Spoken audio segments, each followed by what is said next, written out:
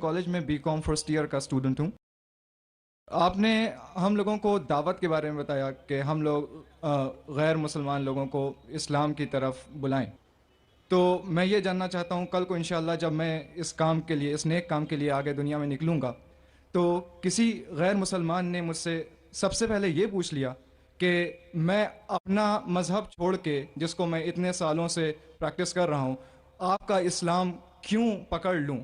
یا ایک سٹیپ آگے جا کے اس نے یہ کہہ دیا آپ اپنا اسلام چھوڑ کے میرے مذہب میں کیوں نہیں آ جاتے؟ تو ان دونوں سوالوں کا میں کیا جواب دوں؟ شکریہ. بھائی صاحب نے سوال پوچھا کہ اگر کوئی مجھ سے یہ پوچھے گا کہ میں میرا مذہب چھوڑ کے اسلام کیوں قبول کروں، یا آپ اسلام چھوڑ کے میرا مذہب کیوں نہیں قبول کرتے، وہ ایسی مثال ہے کہ ایک سکول اگر حساب میں یہ بچوں کو سکھاتی ہے کہ 2 + 2 5، اور دوسری اسکول سکھاتی ہے 2 + 2 4، تب کون سی اسکول میں داخل ہوں گے؟ وہ اسکول جو حق کی بات کر رہا ہے. لیکن عام انسان کو حساب کے بارے میں پتا ہے کہ 2 + 2 4 ہے اور 2 + 2 5 نہیں ہے. تو اسی لیے جب آپ کالج میں ایڈمیشن لیتے، آپ اس کالج میں ایڈمیشن لینے کی کوشش کریں گے جو کالج میں سب سے بہترین پڑھائی ہوتی ہے. اسی طریقے سے آپ اس مذہب میں داخل ہو جس مذہب میں سب سے بہترین انسانیت کے بارے میں کہا گیا ہے. اسی لیے میں کہتا ہوں غیر مسلمانوں سے چیلنج کرتا ہوں کہ آپ مجھے اسلام سے اچھا مذہب دکھاؤ اور میں اسلام چھوڑ دوں گا، آپ کے مذہب میں داخل ہو جاؤں گا. لوگ کہتے ہیں ذاکر کفر کی بات کر رہا ہے. کفر کی کدھر بات ہے؟ حق کی بات ہے. میں جانتا ہوں کہ اسلام سے اچھا مذہب ہے ہی نہیں، کیونکہ اللہ تعالیٰ طریقہ دکھاتے ہیں کس طریقے سے دعوت دینا. یہ جو آپ کو ہدایت ملتی ہے اللہ کے قرآن سے. اللہ تعالیٰ فرماتا ہے اگر کوئی بھی کہتا ہے کہ اللہ نے بیٹا جنا، تو آپ کہو کہ میں سب سے پہلے اس کی سجدہ کروں گا. اس کا مطلب نہیں کہ اللہ نے بیٹا جنا، اللہ بیٹا جن ہی نہیں سکتا. اگر اللہ بیٹا جنے گا تو میں سب سے پہلا سجدہ کروں گا. یہ قرآن کی آیت ہے. تو اسی طریقے سے میں کہتا ہوں اگر آپ اسلام سے بہتر مذہب دکھاؤ مجھے، میں وہ مذہب کو قبول کروں گا. اگر آپ اس سے بہتر کتاب میرے سامنے پیش کرتے ہیں تو میں اس کتاب کو چھوڑ کے اس کتاب پہ عمل کروں گا. لیکن میں نہیں چاہتا ہوں کہ ہر کوئی مسلمان یہ کہے، کیونکہ یہ دعوتی میدان آپ کا فن نہیں ہے. یہ میں کہتا ہوں کیونکہ مجھے مطالعہ ہے. تو اس طریقے سے جب ہم کہتے ہیں تعالوا الی کلمۃ سواء بین بینکم، آؤ اس بات کی طرف جو آپ اور ہم میں یکساں ہے. تو اس طریقے سے جب بھی ہم غیر مسلمان سے بات کرتے ہیں تو سب سے بہترین جو آیت میں نے کہا تعالوا الی کلمۃ سواء بین بینکم، آؤ اس بات کی طرف جو آپ اور ہم میں یکساں ہے. تو آپ کہیں گے بھائی صاحب آپ ہندو ہے، آپ عیسائی ہے، میں مسلم ہوں، چلو جو ہم میں اختلاف ہے اس کو بازو رکھو، جو آپ اور ہم میں یکساں ہے کم از کم اس کے اوپر تو عمل کرے. کیونکہ آپ کو میرے مذہب میں نیا آنے کا مت آؤ، مجھے آپ کے مذہب میں نیا آنے کا ٹھیک ہے. کم از کم جو آپ اور میرے مذہب میں یکساں ہے اس بات کے اوپر تو ہم ایک ساتھ میں عمل کریں گے اور کوئی بھی نہیں کہے گا کہ نہیں. تو قرآن میں اللہ تعالیٰ فرماتے ہیں تعالوا الی کلمۃ سواء بین بینکم، آؤ اس بات کی طرف جو آپ اور ہم میں یکساں ہے. سب سے پہلی بات اللہ نعبد الا اللہ، ہم صرف اللہ سبحانہ و تعالیٰ کی عبادت کریں. ولا نشرک بہ شیئا، کہ آپس میں ہم کسی کو اللہ کے ساتھ شریک نہ کریں. ولا یتخذ بعضنا بعضا اربابا من دون اللہ، ہم آپ اور ہم میں سے کسی کو اللہ کے برابر کوئی رب نہ بنائیں. فَإِن تَوَلَّوْا فَقُولُوا اشْهَدُوا بِأَنَّا مُسْلِمُونَ، اور اگر وہ آپ کی بات کو نہ مانے تو کہو کہ ہم مسلمان ہیں، اللہ کے آگے جھکتے ہیں. تو اللہ تعالیٰ دکھاتا ہے کس طریقے سے دعوت دینا. تو میں کبھی بھی غیر مسلم سے ملتا ہوں، مثال کے طور پہ کوئی ہندو سے ملتا ہوں، وہ کہتا ہے کہ میں میرا مذہب کیوں چھوڑ کے اسلام میں داخل ہوں، میں کہوں مت داخل ہو. کون بول رہے داخل ہونے کے لیے؟ کم از کم آپ برابر سے، آپ کے مذہب پہ کم از کم برابر سے عمل کرو. اور سب سے پہلی بات جو دعوت کی سب سے اہم بات ہے، اللہ تعالیٰ فرماتے تعالوا الی کلمۃ سواء بین بینکم اللہ نعبد الا اللہ، آؤ اس بات کی طرف جو آپ اور ہم یکساں ہے. سب سے پہلی بات ہے صرف اللہ کے علاوہ کسی کی عبادت نہ کرے. تو جب ہم کو ہندو سے پوچھتے ہیں کہ آپ کتنے خداؤں میں مانتے ہیں، کتنے بھگوان میں مانتے ہیں، کوئی کہیں گا 3، کوئی کہیں گا 100، کوئی کہیں گا 1000، کوئی کہیں گا 33 کروڑ. لیکن اگر آپ ایک عالم ہندو سے پوچھیں گے جس کو اپنے مذہب کے بارے میں علم ہے، ہندو مذہب کے بارے میں علم ہے، اس سے پوچھیں گے کہ کتنے خداؤں میں آپ کو یقین رکھنا چاہیے، تو وہ ہندو کہیں گا کہ ہندو کو صرف ایک خدا میں یقین رکھنا چاہیے اور ایک ہی خدا کی عبادت کرنا چاہیے. لیکن عام ہندو وہ مانتا ہے ایک فلسفی جسے کہتے ہیں پینتھیزم. عام ہندو مانتا ہے کہ سب کچھ خدا ہے. وہ کہتا ہے کہ پیڑ بھی خدا ہے, چاند بھی خدا ہے, سورج بھی خدا ہے, انسان بھی خدا ہے, سانپ بھی خدا ہے. ہم مسلمان مانتے ہیں کہ سب کچھ خدا کا ہے. پیڑ بھی خدا کا ہے, چاند بھی خدا کا ہے, سورج بھی خدا کا ہے, انسان بھی خدا کا ہے, سانپ بھی خدا کا ہے. تو یہ فرق جو ہمارے ہندو بھائیوں اور مسلمان کے درمیان ہے, وہ عام ہندو کہتا ہے کہ سب کچھ خدا ہے, ہم مسلمان کہتے ہیں سب کچھ خدا کا ہے. فرق ہے صرف کا. اگر ہم اس کا کے فرق کو سمجھ سکے تو ہندو اور مسلمان ایک ہو جائیں گے. صرف فرق ہے کا. کس طریقے سے ہم اس فرق کو سمجھیں گے؟ اللہ تعالیٰ فرماتے تعالوا الی کلمۃ سواء بین بینکم, آؤ اس بات کی طرف جو آپ اور ہم یکساں ہے. ہم سمجھے ان کے کتابوں سے خدا کا کیا تصور ہے. جب ہم ان کی مذہبی کتاب پڑھتے ہیں, Chandogya Upanishad chapter number 6 section number 2 shloka number 1, اس میں لکھا ہے ایکم ایودتیم. یہ سنسکرت شلوک ہے جس کے معنی ہے بھگوان ایک ہی ہے, دوسرا نہیں ہے. آگے جب ہم پڑھتے اپنشد ہندوؤں کی ایک مقدس کتاب ہے, کئی مقدس کتابیں ہیں. لکھا ہے شویتا شتر اپنشد میں chapter number 6 chapter number 6 shloka number 9 میں ناکس کسج جنیتا نہ چدیپا, جس کے معنی ہے اس خدا کے نہ ہی کوئی والدہ ہے, نہ کوئی والد ہے, نہ ہی کوئی رب ہے. اس خدا کے نہ کوئی والدہ ہے, نہ والد ہے, نہ ہی کوئی رب ہے.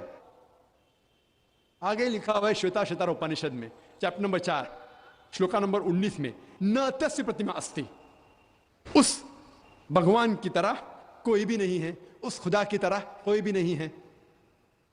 اور بھگوت گیتا میں صاف لکھا ہے چیپٹر نمبر 7 شلوکا نمبر 20 میں all those of materialistic people their intelligence has been stolen by material desires. means جو کوئی پیسے کے پیچھے بھاگتا ہے, جو لوگ پیسے سے متاثر ہے, وہ لوگ غلط خدا کی عبادت کرتے ہیں. all those whose intelligence has been stolen by material desires they worship demigods. جس کے معنی ہے کہ جو لوگ پیسے کے پیچھے بھاگتے ہیں وہ لوگ غلط خدا کی عبادت کرتے ہیں. اور ہندو مذہب کی کتاب میں سب سے اونچی کتاب ہے وید. وید میں لکھا ہے یجروید چیپٹر نمبر 32 شلوکا نمبر 3 میں نہ تسیہ پرتما استی, اس خدا کا کوئی بھی عکس نہیں ہے. لکھا ہے یجروید میں چیپٹر نمبر 40 شلوکا نمبر 9 میں اندھاتم پویشنتی یا اسمبوتی مپاستے. اندھاتم مینس اندھکار, اندھاتم مینس اندھیرا, پرویشنتی مطلب داخل ہونا. وہ لوگ اندھکار میں داخل ہو رہے ہیں جو لوگ اسمبوتی کی عبادت کرتے ہیں. اسمبوتی مطلب نیچرل تھنگز, مثال کے طور پہ ہوا, پانی, آگ. جو لوگ اسمبوتی کی عبادت کرتے ہیں وہ اندھکار میں داخل ہو رہے ہیں. اور آگے لکھا ہوا ہے وہ لوگ اور گھور اندھکار میں داخل ہو رہے ہیں جو لوگ سمبوتی کی عبادت کرتے ہیں. سمبوتی مطلب انسان کی بنائی ہوئی چیزیں, مثال کے طور پہ ٹیبل, چیئر, بدھ. اگر آپ انسان کی بنائی ہوئی چیزوں کی عبادت کرتے ہیں تو اور گھور اندھکار میں داخل ہو رہے ہیں. کون کہتا ہے؟ Yajurveda chapter number 40 verse number 9. اور جو برہما سوترا ہے ہندوازم کا, وہ ایکم براہم دیوتیا ناستے نینا ناستے کنچن, بھگوان ایک ہی ہے, دوسرا نہیں ہے, نہیں ہے, نہیں ہے, ذرا بھی نہیں ہے. تو میں کہوں گا ہندو سے کم از کم آپ کی کتاب میں دیکھو بھگوان ایک ہے, نہ اس کا بت ہے. آپ ایک بھگوان کی عبادت کرو اور کسی کی مت کرو. تو پہلے پہ میں اس سے قبول کراؤں گا لا الہ الا اللہ کہ بھگوان ایک ہے.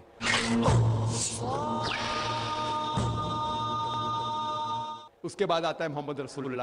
اور میں نے ایک تقریر کی ہے کہ محمد صلی اللہ علیہ وسلم کے بارے میں دیگر مذاہب کی کتابوں میں کیا لکھا ہوا ہے, اور ایک تقریر بھی کی ہے کہ خصوصاً ہندو مذہب کے کتاب میں محمد صلی اللہ علیہ وسلم کا ذکر. تو میں اسے یہ ثابت کروں گا, وقت نہیں ہے کہ میں ایک تقریر کروں محمد صلی اللہ علیہ وسلم کے بارے میں ہندو مذہب میں, لیکن محمد صلی اللہ علیہ وسلم کا ذکر ہندو مذہب کی کئی کتابوں میں ہے. آپ اگر پڑھیں گے بھوشیہ پرانا پرو 3 پرو 3 کھنڈ 3 ادھیائے 3 شلوکا 5 سے 8 میں محمد صلی اللہ علیہ وسلم کا ذکر ہے. भविष्य पुराना पर्व 3 खंड 3 अध्याय 3 श्लोका 10 से 27 तक के उसका जिक्र है मोहम्मद सल्लल्लाहु अलैहि वसल्लम का। मोहम्मद सल्लल्लाहु अलैहि वसल्लम का जिक्र है कुंटब सुक्ता में, अथर्वा वेद किताब number 20 him number 127 shloka number 1 से 14। मोहम्मद सल्लल्लाहु अलैहि वसल्लम का जिक्र कई जगह हिंदू मजहब किताबों में है, और खुसूसन एक पुराना है कल की पुराना चैप्टर नंबर 2 श्लोका नंबर 4, 5, 7, 9, 11 और 15 में जिक्र है कि एक कल की अवतार आएंगे जिसके माँ का नाम है सुमति, जिसके मानी अमन, और हम जानते हैं मोहम्मद सल्लल्लाहु अलैहि वसल्लम की वालिदा का नाम था आमिना। उसमें लिखा है उसके वालिद का नाम होगा विष्णु याश, मतलब भगवान के पूजने वाला, खुदा के पूजने वाला, और मोहम्मद सल्लल्लाहु अलैहि वसल्लम के वालिद का नाम था अब्दुल्ला। उसमें जिक्र है कि वो पैदा होंगे संभाला में। संभाला मतलब अमन की जगह, जिसे हम कहते हैं मक्का भी अमन की जगह है। उस भविष्यवाणी में लिखा हुआ है कि वो पैदा होंगे 12वीं तारीख माधव के महीने में। हम जानते हैं मोहम्मद सल्लल्लाहु अलैहि वसल्लम पैदा हुए 12वीं रबी अव्वल में। उसमें लिखा हुआ है कि वो आखिरी अंतिम ऋषि होंगे। हम जानते हैं मोहम्मद सल्लल्लाहु अलैहि वसल्लम आखिरी नबी है। सूरह अहज़ाब सूरह नंबर 33 आयत नंबर 40 में उसमें कई प्रोफेसीज, कई चीजें लिखे हुए कि उनके 4 साथियां होंगे जो खुलफा राशिदीन के बारे में। उनको एक घोड़ा दिया जाएगा तलवार के साथ। हम जानते हैं मोहम्मद सल्लल्लाहु अलैहि वसल्लम को बुराक दिया गया था, जिनने मिराज पे गए थे बुराक के साथ। और पूरी तकरीरें जो 1.5 घंटे की कर सकते, सिर्फ मोहम्मद सल्लल्लाहु अलैहि वसल्लम का जिक्र हिंदू मजहब की किताबों में। तो मैं कहूंगा वो हिंदू से आपके मजहब में लिखा हो कि अंतिम ऋषि आने वाले हैं। और मोहम्मद सल्लल्लाहु अलैहि वसल्लम का जिक्र नाम मोहम्मद से है, अहमद से भी है कई जगह पे। उत्तर चिक मंत्र नंबर 1500 आप अगर पढ़ेंगे यजुर्वेद चैप्टर 31 वर्स नंबर 18, उनका जिक्र है अथर्वा वेद book number 20 him number 126 verse number 14 में।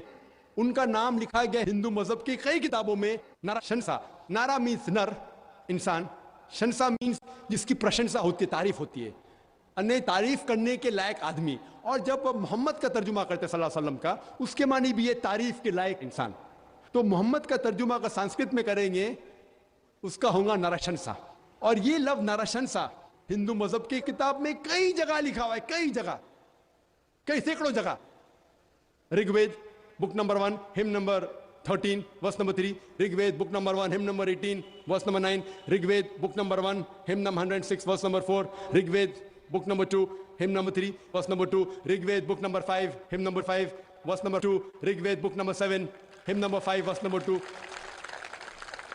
Yajurveda chapter number 20 verse number 37, Yajurveda chapter number 21 verse number 57, Yajurveda chapter number 21 verse number 31, Yajurveda chapter number 21 verse number 55, Yajurveda chapter number 28 verse number 2, Yajurveda chapter number 28 verse number 42। सैकड़ों हवाले सिर्फ हिंदू मजहब की किताबों से हम दे सकते हैं जिसमें मोहम्मद सल्लल्लाहु अलैहि वसल्लम का नाम आता है एज नरशंसा। सो मैं हिंदू से कहूंगा कि आपकी हिंदू मजहब की किताब में लिखा हो कि एक भगवान है, एक ही खुदा है, ना उसका कोई बुत है, बुत परस्ती करना हराम है, और कई पैगंबर है, आखिरी पैगंबर मोहम्मद सल्लल्लाहु अलैहि वसल्लम है। तो मैं कहूँगा कि आपकी किताब में लिखा है कि एक खुदा है और आखिरी पैगंबर मोहम्मद सल्लल्लाहु अलैहि वसल्लम है, और आपको जो पैगाम वो लेके आता है उसकी बात को मानना चाहिए। और वो पैगाम क्या है? कुरान और सही हदीस। तो अगर आप हिंदू मजहब की किताबों का मुताला करेंगे, आपको यकीन रखने पड़ेगा एक खुदा में और मोहम्मद सल्लल्लाहु अलैहि वसल्लम। इसी तरीके से हम जब ईसाई से बात करते हैं, उसके बाइबल से साबित कर सकते हैं खुदा है। ईसा अलैहि सलाम खुदा नहीं है, वो खुदा के बेटे नहीं है। बाइबल के अंदर जिक्र है कि मोहम्मद सल्लल्लाहु अलैहि वसल्लम आने वाले हैं। तो इस तरीके से मैं कहूँगा गैर मुस्लिम से कि कम से कम आप आपकी किताब को मानेंगे तो आपको यकीन रखने पड़ेगा एक खुदा में। और अल्लाह का जिक्र भी है हिंदू मजहब की किताब में, ईसाई मजहब की किताब में, लेकिन इसके लिए आपको थोड़ा जिद्दोजहद करने पड़ेगा, जिहाद करने पड़ेगा। जिहाद मतलब नहीं झगड़ा, वो गैर मुसलमान से झगड़ा नहीं करने पड़ेगा। जिद्दोजहद करने पड़ेगा मतलब थोड़ी तहकीक करने पड़ेगा, जिहाद करने पड़ेगा। मैं क्या कर रहा हूँ? जिहाद कर रहा हूँ। मैं हजारों मील दूर इधर आया क्या करने के लिए? जिहाद करने के लिए, किसी का कत्ल करने के लिए नहीं, जिद्दोजहद करने के लिए कि लोगों को इस्लाम का पैगाम देने के लिए आया मैं। तो इसी तरीके से हर इंसान अगर कुरान और हदीस के ऊपर अमल करे और अपने दीन को फैलाए तो इंशाअल्लाह आज की तारीख में मुसलमान की हालत और बेहतर होगी इंशाअल्लाह।